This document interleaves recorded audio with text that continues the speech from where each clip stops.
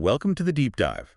Today we're tackling a really fascinating subject, hyperbaric oxygen therapy, HBO for short. Yeah, and specifically how it might help when the brain doesn't get enough oxygen. Exactly. We're looking at conditions like global cerebral ischemia. That's when blood flow drops across the whole brain. Right, and also cerebral anoxia, which is a complete lack of oxygen, and, well, the resulting coma. For this exploration, we've looked at quite a bit of material, haven't we? We have everything from the basic science, what happens in the brain, to animal studies, and crucially, the human clinical trials. And our goal here, our mission for this deep dive. It's really to understand the potential. Can HBO therapy make a difference in these critical situations where consciousness itself is compromised by lack of oxygen? Okay, let's jump right in. First things first, what exactly is hyperbaric oxygen therapy? What are we talking about?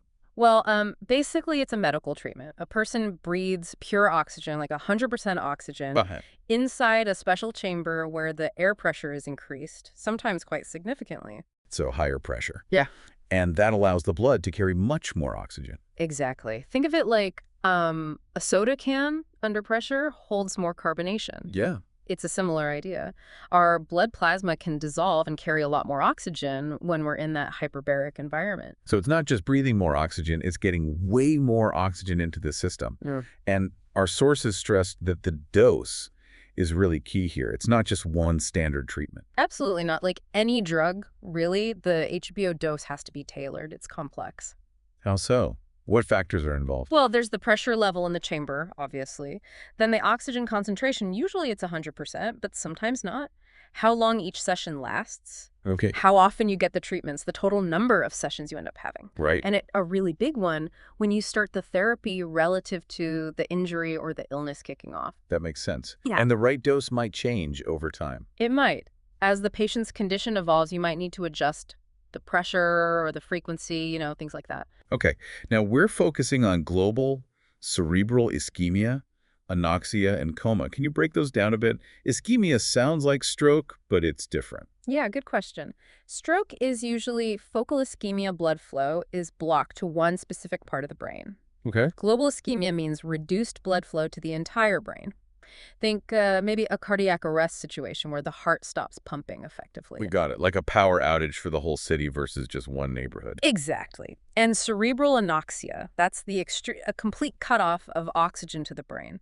Hypoxia is the less severe version, just reduced oxygen. And coma, that's the outcome when the brain is widely disrupted. Precisely. It's a state of profound unconsciousness. It happens when there's widespread dysfunction, either in the cortex, the outer layers, or the brainstem, which controls basic functions like wakefulness, or sometimes both. And there are different levels of coma. Yes, it's a spectrum. Doctors use scales, like the Glasgow Coma Scale, to gauge the depth from, very hard to wake up down to completely unresponsive, maybe with abnormal posturing. And the studies we looked at often focus on the severe end. They do, yes, often involving patients who are unresponsive. Okay, so we have these really serious conditions. What's the rationale? Why would putting someone in a high-pressure oxygen chamber actually help? That's the core question, isn't it? And honestly, we don't have all the answers yet because the exact targets in the brain aren't fully understood, especially in the acute phase. But there are some leading ideas. Oh, yes. One key idea involves something called post-ischemic hypoperfusion. After the initial lack of blood flow, the brain can sometimes struggle to get blood flow back to normal levels. Like the plumbing gets clogged up. Kind of. Or maybe the signals telling the blood vessels to open up aren't working right, or the cells can't make the proteins they need to recover. It's like the whole system gets stalled. Right, a physiological impasse. So HBO might sort of jumpstart things. That's a major hypothesis, especially in the short term. By flooding the system with oxygen, HBO might directly reverse the hypoxia at the cellular level, and that could have knock-on effects.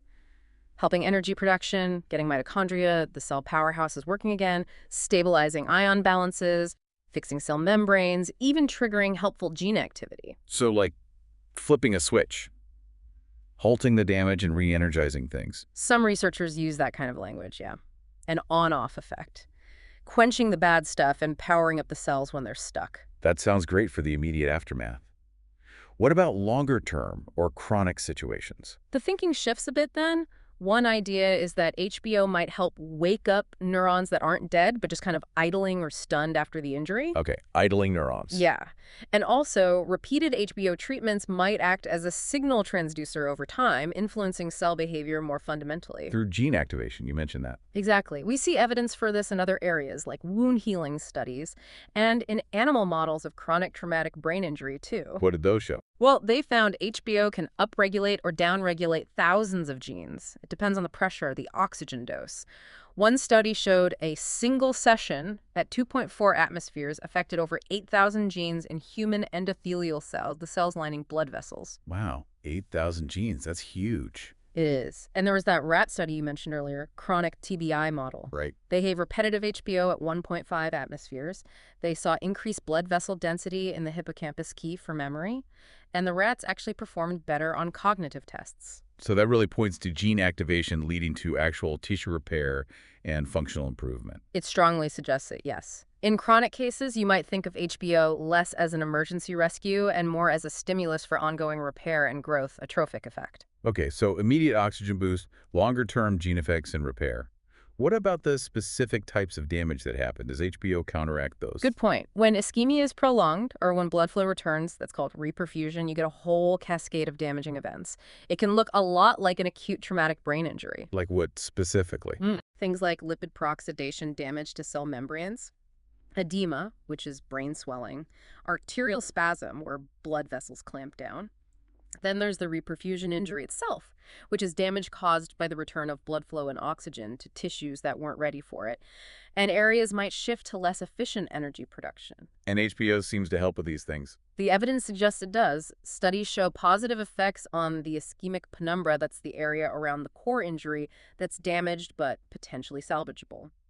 Also on brain edema, arterial spasm, anaerobic metabolism, and that peroxidation reperfusion injury. That last one, reperfusion injury, seems to come up a lot. It does. The effect of HBO on peroxidation and reperfusion injury seems pretty consistent across different models, species, even different organs. We saw it in rat models of carbon monoxide poisoning and muscle ischemia. Interesting. Any other mechanisms?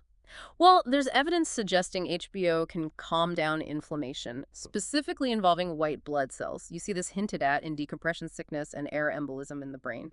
Where hyperbaric treatment is the standard of care. Right. Exactly, and it works best when given quickly. White blood cells are implicated in the damage there, and we know they play a role in reperfusion injury in the heart after a heart attack, too. And studies show HBO helps in heart models. Yes, suggesting it acts on that cellular reperfusion injury pathway.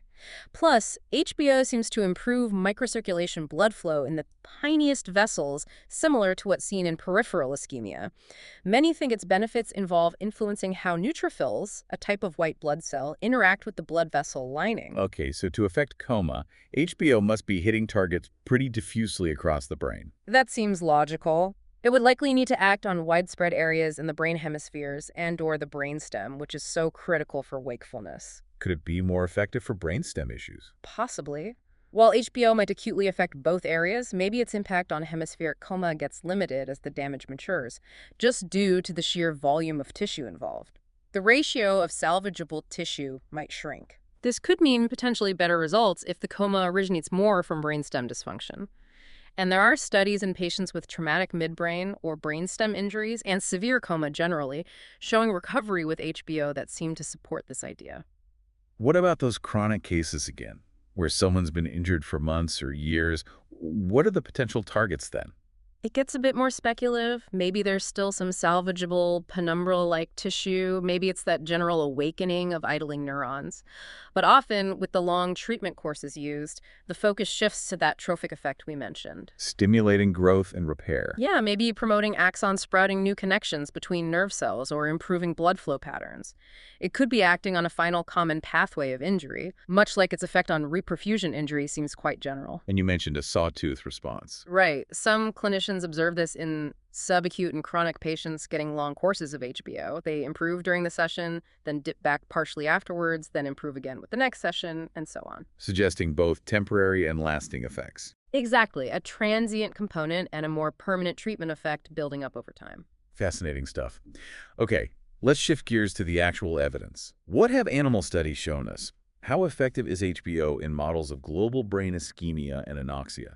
Well, first, a caveat. Most animal models aren't perfect replicas. Only a couple really achieve complete global ischemia. Okay. Many common ones, like the four-vessel occlusion in rats, leave some blood flow, especially to the brainstem. So we have to be a bit careful extrapolating directly to humans. Understood. But with those limitations, what's the general picture from studies of acute global ischemia and anoxia in animals? Overall, the conclusion is pretty clear. HBO seems unequivocally beneficial.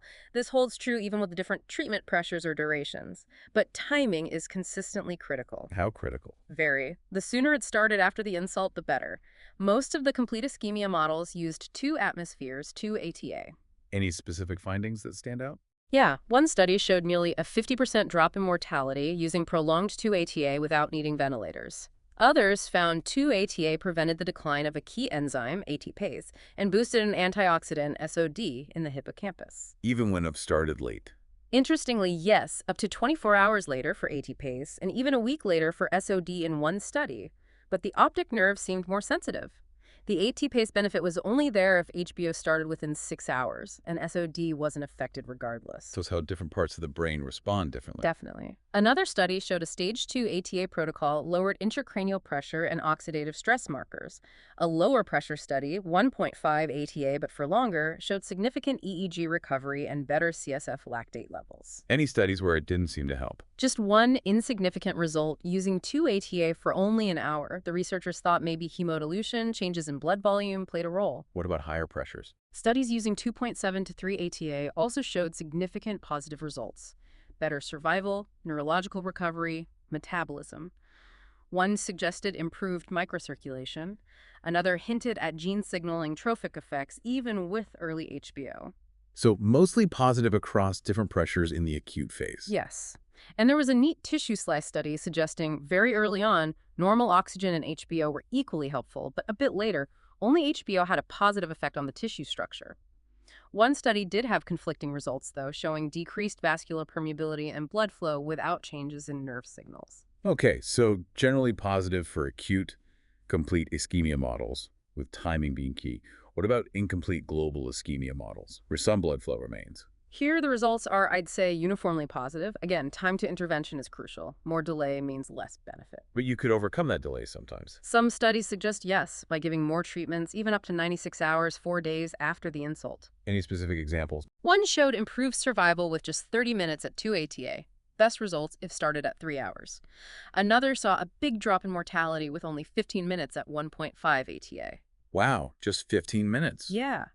And interestingly, one study found lower pressure 1.2 ATA for 30 minutes was actually better than 2 ATA for 60 minutes for survival and neuronal gene activity. That's counterintuitive, lower pressure being better sometimes. It is. Other studies showed improved brain enzyme function with a single 2.5 ATA session, suggesting maybe a 20-40-minute minimum duration. Repetitive 2 ATA treatments protected hippocampal neurons, reduced stress proteins, and worked better if started at 6 hours versus 24 hours. Preventing delayed cell death. Exactly, without causing oxygen toxicity. And numerous studies proved the anti-apoptotic or neuroprotective effects of HBO at pressures from 2-3 ATA, sometimes even down to 1 ATA. So it helps stop cells from dying off. Right. And one study showed this protection happened even with multiple HBO sessions and no signs of oxidative stress. As mentioned, the window could be extended up to 96 hours with repeated treatments, though the benefit did lessen over time. It sounds like a complex environment at the cellular level. Very. HBO seems to affect both pro-death and pro-survival pathways. These incomplete ischemia models are quite relevant for thinking about neonatal hypoxia ischemia in humans. Right, oxygen deprivation at birth. Yes. One study even showed repetitive 2.5 ATA, HBO, started 7 days late, could still induce signals for brain growth factors. And importantly, histological improvements, less cell death, more neurons correlated well with functional improvements in cognition, motor skills, behavior, especially with early HBO. Even delayed HBO helps sometimes. Yes, some studies showed preservation of white matter and improved function even with delayed treatment. There was one mixed result with just normobaric oxygen, normal air pressure. And the only study using pre-ischemic HBO also showed an anti-apoptotic effect. So the animal data for incomplete ischemia seems really consistent. Incredibly so. Across different ischemic levels, delays up to 7 days, pressures down to 1.2 ATA, durations as short as 15 minutes, mostly positive. Key takeaways from the animal studies overall. Early single HBO, even pre-treatment, seems highly beneficial, maybe more than high pressure itself. More treatments are needed for longer delays. Normobaric oxygen might help a bit, but usually less than HBO. The targets are likely diverse, maybe microcirculation and white blood cells, but gene studies suggest broader effects. Except for cardiac arrest models. Right. Those seem to be an exception, suggesting higher pressures, maybe 2.86 ATA, might be needed for resuscitation itself. Okay, that's a fantastic summary of the animal work. Now, the crucial part. What about humans? What do the clinical studies show? We can group these by timing. Hyperacute, less than 3 hours. Acute, 3 hours to 30 days. And chronic, over a month. Let's start with hyperacute. That first few hours must be make or break. Absolutely critical. A lot of the research here focuses on near-hanging and neonatal asphyxia oxygen deprivation in newborns. What do they find? The work by Mathieu and colleagues on near-hanging victims is really striking. They gave HBO at 2.5 ATA for 90 minutes, started within 3 hours. And the results? Significantly greater chance of full recovery without any lasting neurological problems compared to historical controls or those treated later. Those in deeper comas needed more sessions, but usually less than 4 on average. Mortality and long-term issues were significantly reduced compared to the pre-HBO era at their center. Wow, that's compelling for near hanging. What about newborns? Hutchison's group looked at neonatal asphyxia. They used 2 to 4 ATA, started very quickly after birth, sometimes within minutes. Ooh. High initial success in resuscitation. Some did regress later, but many were discharged healthy. Byburdoff replicated this, reporting a massive reduction in mortality, though the publication details were a bit limited. More recently, another study confirmed positive findings at 2 ATA for neonatal asphyxia. So early, often higher pressure HBO looks really promising in these hyperacute scenarios. Any standout case reports? A few, yeah. One described a temporary awakening in a patient thought to be in a terminal coma after 2.5 ATA.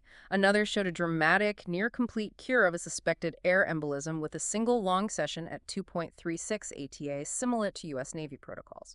Okay. And there was a complex case of air embolism, severe decompression sickness, and cardiac arrest successfully treated with prolonged high-pressure oxygen, which actually spurred more animal research into resuscitation. So the hyperacute takeaway seems strong. Pressures equals 2 ATA, usually 1 to 7 treatments, ideally within 3 hours. That sums it up well. Okay, moving to the acute period, 3 hours up to 30 days post-injury. What's the picture there? Well, some of those hyperacute studies likely included patients treated in this window too, but the really key work here comes from Roxwell and Holbach independently studying acute severe traumatic brain injury, TBI. What do they find? Holbach showed benefit with 1.5 ATA, comparing it favorably to higher pressures across various outcome measures. Roxwell confirmed this 1.5 ATA benefit, refined the dosing, and showed it reduced intracranial pressure, improved the coupling of blood flow and metabolism, lowered lactate, and these effects lasted for hours after the treatment. So they were seeing similar physiological benefits. Yes, Roxwell essentially duplicated Holbach's findings on the pathophysiology, which provided strong support for the clinical studies showing significant mortality reductions in TBI with HBO. So 1.5 ATA seems important for acute TBI. It really does. Roxwell later combined 1.5 ATA HBO with normobaric hyperoxia breathing oxygen-enriched air at normal pressure and saw even better metabolic improvements without toxicity, plus confirmed clinical benefits like lower mortality and better function. Wren et al. Also found about a 50–60% mortality reduction in TBI with HBO. So a strong case for routine 1.5 ATA in acute severe TBI.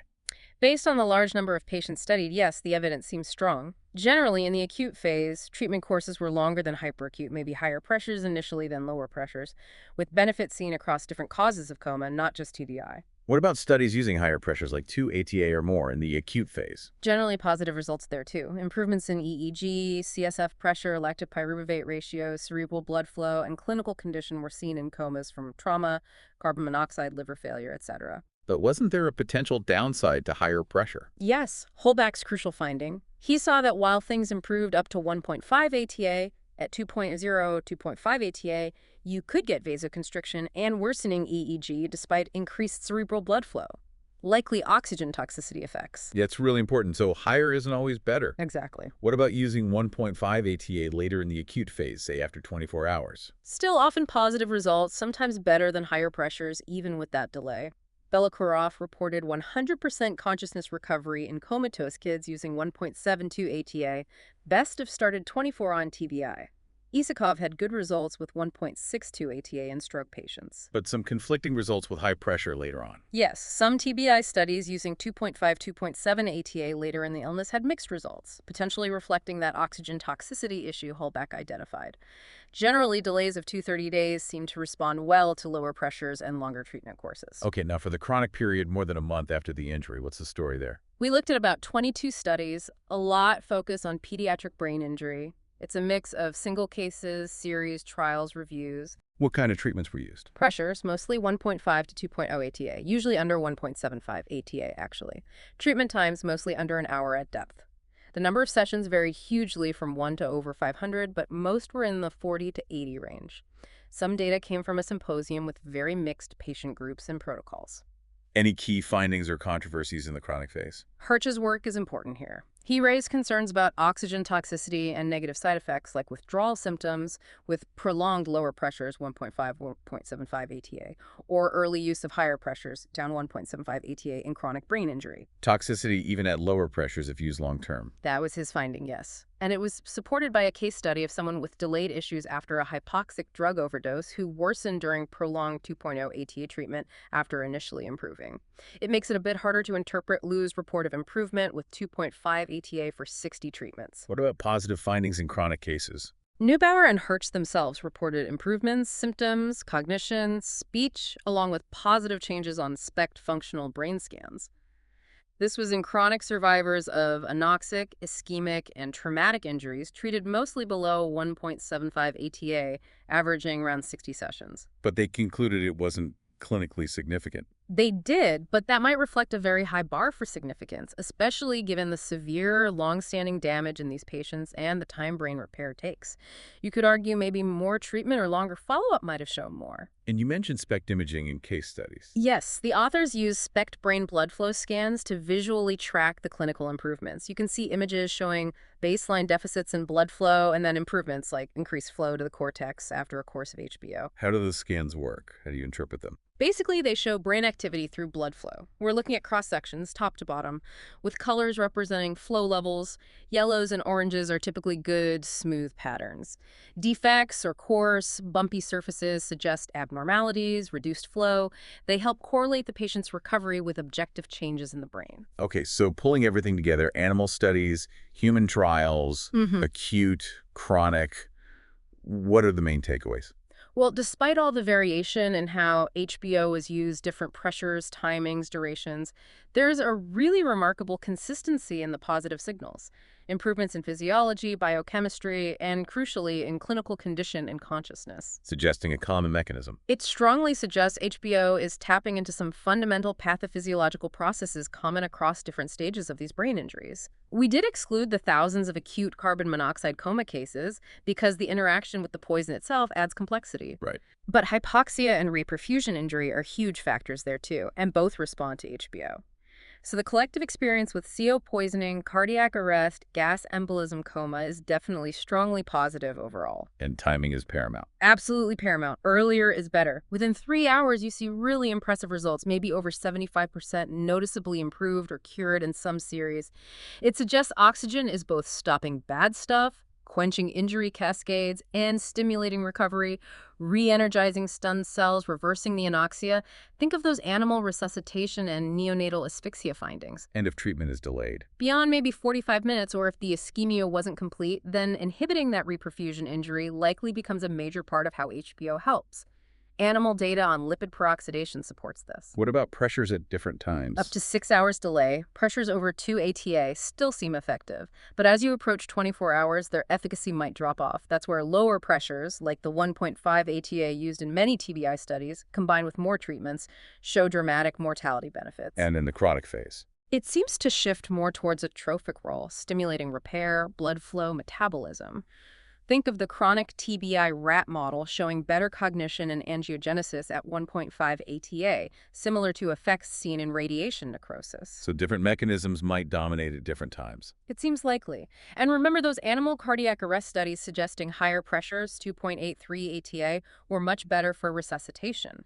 That argues for at least considering HBO in acute cerebral ischemia Anoxia coma when other options are limited. It really does sound like a relatively simple treatment with potentially profound effects. That's a good way to put it. And based on extensive experience, repetitive HBO does seem trophic, stimulating repair. Some chronic patients might need 200, 300 treatments or even more to maximize recovery. Wow.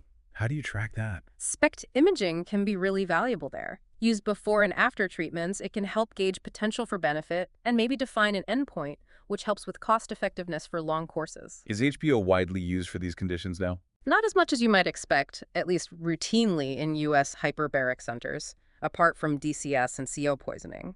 This is despite having over 1,200 centers. But that might be changing. There's definitely growing interest, especially patient-driven interest via the internet for chronic conditions. Efforts are underway to collect more data, publish results, and push for reimbursement. What's the future outlook then? The authors predict a kind of revolution eventually, a future where we look back and wonder why we didn't apply HBO much earlier and more broadly to acute ischemic hypoxic brain injury and resuscitation. The potential impact on mortality, morbidity, and quality of life could be, well, dramatic. So to wrap up, this deep dive really underscores the potential of hyperbaric oxygen therapy. It seems like a significant intervention for global brain injury oxygen deprivation. Yeah, with that crucial time sensitivity in acute cases. Right, but also potential longer-term trophic restorative effects in chronic conditions. That's the picture emerging from the research. Yeah. And those consistent positive signals across so many studies, despite the variations, really warrant more exploration and consideration in the clinic. It definitely gives you a lot to think about. So here's that final thought for you, our listener. Given this accumulating evidence, how might wider accessibility and earlier implementation of HBO therapy really reshape the landscape of neurological rehab and emergency medicine down the road? Something to ponder. Thanks for joining us for this deep dive.